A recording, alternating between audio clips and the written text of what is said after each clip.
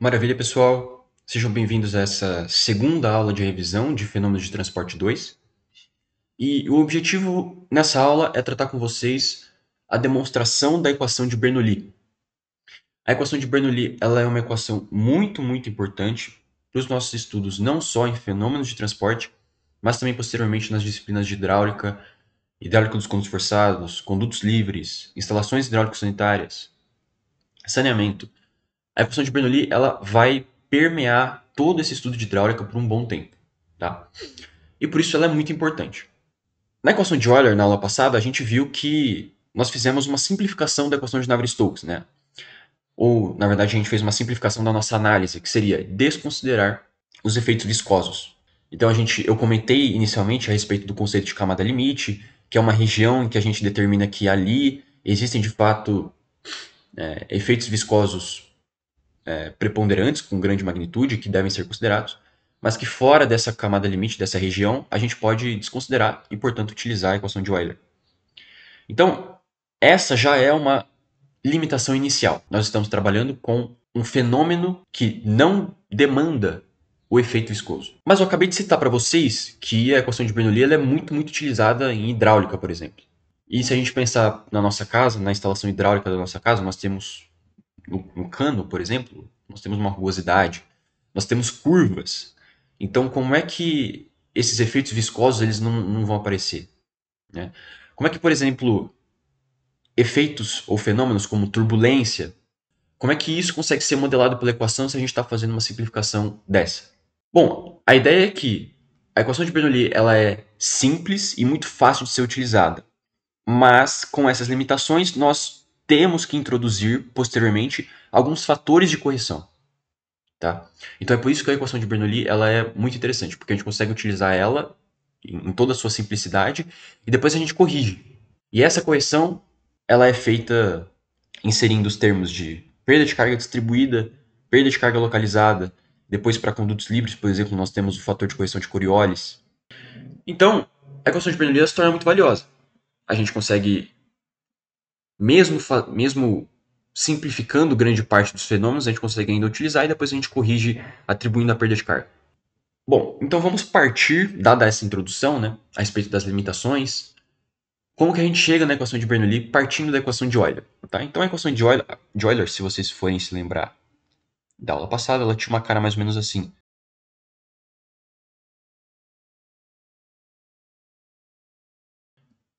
Outra simplificação que a gente vai fazer agora é a respeito do nosso regime de escoamento. Então nós vamos tratar um escoamento permanente. Tá? Então ele não tem variação no tempo de velocidade. Tá? Essa é outra simplificação. Então, se a gente eliminar aquele termo, nós vamos ficar com... Então, mais uma limitação. Né? Nós estamos tratando de um escoamento permanente, em que nós não temos efeitos viscosos, em que nós não temos os efeitos de turbulência e vorticidade sendo considerados. Tá? Essas são as três grandes simplificações que nós estamos fazendo aqui. Legal. A equação de Euler e a equação de Navier-Stokes, vocês podem ver que ela tem esse aspecto vetorial. Ela é uma equação vetorial. Então ela é difícil de lidar, porque nós estamos tratando sempre com vetores e o tratamento com vetores é sempre mais complicado. Mas nós podemos fazer uma simplificação muito legal da nossa análise se a gente levar em consideração o conceito de linha de corrente, que eu vou chamar aqui uma linha de corrente S. Se você se lembra do conceito de linha de corrente, qual é? É um conjunto de vetores tangentes ao vetor velocidade. Tá? E esse conjunto forma essa linha que nós chamamos de linha de corrente. Tá? Então, se a gente pegar essa linha de corrente e desenhar o nosso elemento de fluido aqui, por exemplo, que tem uma certa dimensão ds, nós vamos ter aqui tangente o vetor velocidade. Tá? Sempre tangente à linha de, à linha de corrente. Aqui nós temos, por exemplo, também o peso desse elemento de fluido. Quando nós temos nossos eixos tradicionais, né, que seria aqui o eixo Z, por exemplo, e o eixo X, tá? Vou desenhar aqui bidimensional por enquanto. Você observa que não necessariamente o vetor velocidade ele está orientado na mesma direção e sentido que o eixo x ou o eixo z, por exemplo. E por isso essa equação vetorial se torna tão chata de lidar, porque nós temos duas componentes que estão agindo. E, portanto, quando a gente for fazer a nossa análise, a gente vai ter que levar em consideração essas duas componentes. Mas, se a gente puder trocar esse sistema de coordenadas aqui para que a nossa velocidade sempre esteja de acordo com algum eixo, então a nossa análise vai ficar muito facilitada. Você concorda comigo? Se o nosso vetor velocidade estiver sempre apontado para um único eixo, então os outros dois eu posso desconsiderar. E essa conta aqui, principalmente, fica muito, muito mais fácil. Tá? Então, a grande ideia aqui é que a gente encontre esse sistema que consiga fornecer essa simplificação para a gente. E qual é esse sistema? Esse sistema pode ser a própria linha de corrente. Tá? A própria linha de corrente. Então aqui a gente pode ter um eixo S, que está sempre de acordo com a linha de corrente, né? E aqui, por mais que o desenho esteja ruim, né, você vai notar que o vetor velocidade vai estar sempre apontado no mesmo sentido e direção do que o eixo S, certo?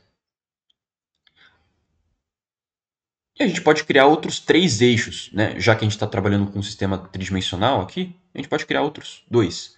Então a gente pode criar um normal aqui, um perpendicular ao nosso eixo S, que a gente vai chamar de N, normal, né?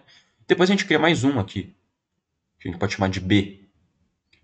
Né? E aqui a gente tem um sistema LI, que funciona como um sistema de coordenadas cartesiano tradicional.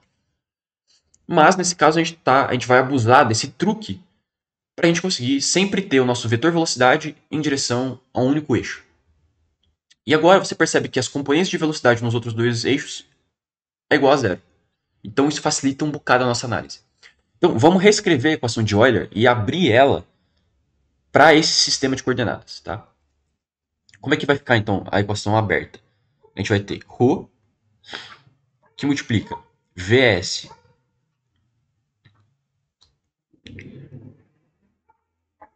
del Vs del S mais.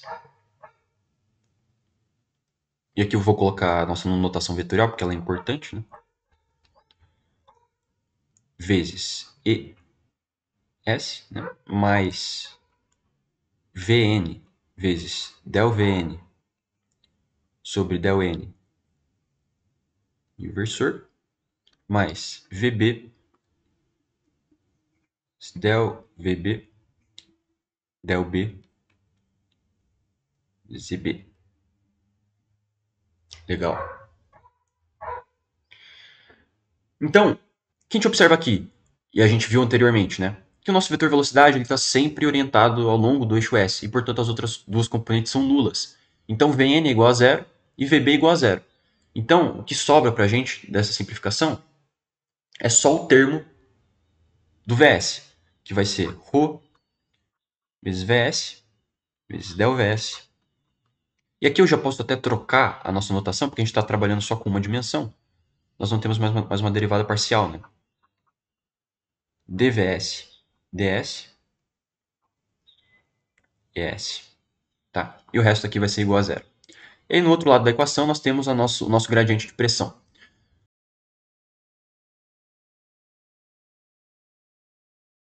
Mais ρ vezes g. Então, aqui a gente já conseguiu fazer uma grande simplificação, que foi eliminar esses outros termos vetoriais. Mas nós ainda temos essa componente de pressão. Tá?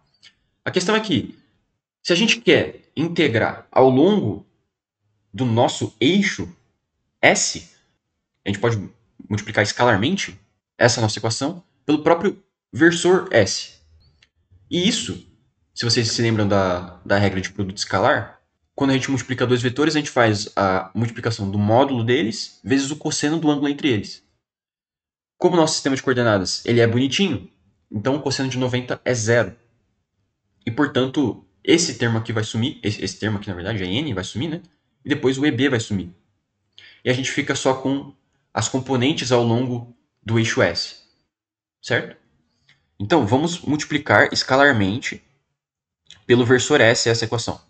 Então, aqui a gente vai ficar com ρ vezes Vs dvs ds.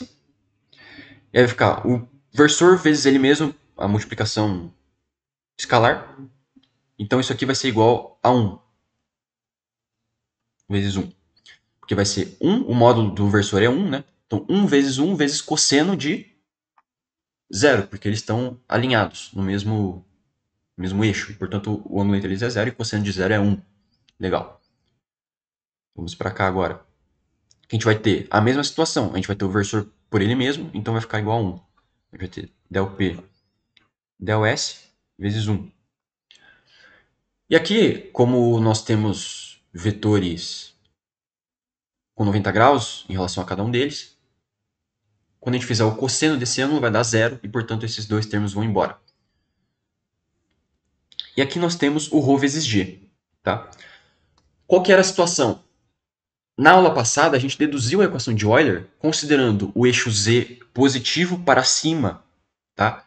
Então, quando a gente for abrir esse vetor g aqui, ele vai ter, na verdade, menos g vezes e z. Certo? Por mais que nós não estejamos tratando a equação no nosso sistema cartesiano tradicional, o nosso g a gente ainda pode orientar em relação a um versor EZ que está determinado de acordo com o que a gente escreveu aqui em cima, certo? Só que nós multiplicamos toda essa equação aqui pelo ES, então a gente vai ter uma multiplicação escalar aqui, um produto escalar desses dois aqui. Tudo que falta para a gente agora é tratar essa relaçãozinha aqui, esse produto escalar. Então vamos dar uma olhada no que o nosso desenho nos informa. Vamos passar esse desenho um pouco mais a limpo para cá. O que a gente tem? A gente tem o nosso elemento aqui. Nós temos o nosso versor ES nessa direção. Nós temos o nosso versor EZ nessa direção aqui. Né? Nosso versor EZ. A gente precisa fazer o produto escalar entre eles. Então, a gente precisa pegar o ângulo que existe entre eles. Pela própria definição desse produto escalar aqui, a gente vai ter que ES vezes EZ vai ser igual a 1 vezes 1, que são os módulos dos vetores, vezes o cosseno de θ, que é o ângulo entre eles. Esse ângulo, a gente pode fazer uma análise geométrica para encontrá-lo. Tá? Então, como eu citei aqui, nós temos uma certa distância ds aqui. Então, vou fazer um triângulo retângulo aqui para identificar para vocês onde está esse ângulo. Nós temos aqui um triângulo retângulo que vai ter o ds como hipotenusa, que seria essa distância aqui. Aqui nós temos uma certa parcela dz, e aqui nós temos uma certa parcela dx, de acordo com os nossos outros eixos auxiliares aqui, que são os cartesianos. E o ângulo entre o ds e o dz é justamente o que nos interessa, o nosso ângulo θ. E a gente quer descobrir o cosseno, então qual é o cosseno de θ aqui, geometricamente falando? Cosseno de θ é igual ao cateto adjacente, dz sobre ds. Então você nota que a gente pode agora inserir esse valor de cosseno de θ aqui e retornar para a nossa equação com esse valor. Ρ vezes Vs, dVs, ds vai ser igual a menos del P del S menos Ρ vezes G vezes o cosseno de θ, que vai ser dz sobre ds. Observe que nós temos ds em todos os termos aqui, dividindo, tá? Então ele pode sumir da nossa análise. Nós vamos ter, então, ρ vezes Vs dVs, que vai ser igual a menos, e aqui eu já devia ter substituído aqui a notação, né? Vou substituir aqui para ficar bonitinho. dp e ds. Então a gente vai ter aqui dp menos ρ vezes g vezes dz. E agora tudo que a gente precisa fazer é integrar essa equação. E cada termo, claro, de acordo com o seu respectivo diferencial. Então o que a gente vai ter aqui? Inicialmente vai ser ρ vezes a integral de Vs dVs. O ρ sai porque é uma constante. Vs dVs é Vs ao quadrado sobre 2. Vs ao quadrado sobre 2. Vai ser igual a integral de menos dp é menos p. menos ρ vezes g é a constante, e a integral de dz é o próprio z. E como a gente está integrando sem os limites definidos, a gente não pode esquecer de adicionar uma constante, né? Mais uma constante. Legal. E agora tudo que a gente precisa fazer é reorganizar essa relação para ficar do jeito que a gente conhece. Usualmente a gente vê ela até com o ρ dividindo todos os elementos aqui. Então vamos passar o ρ dividindo e a gente organiza. Então vai ficar v ao quadrado sobre 2, e aqui eu já vou chamar de v sem necessariamente me referir a vs, mais p sobre ρ, mais g vezes z. E isso aqui é igual a uma constante. Então aqui nós temos enunciada e demonstrada a equação de Bernoulli em uma de suas formas, né?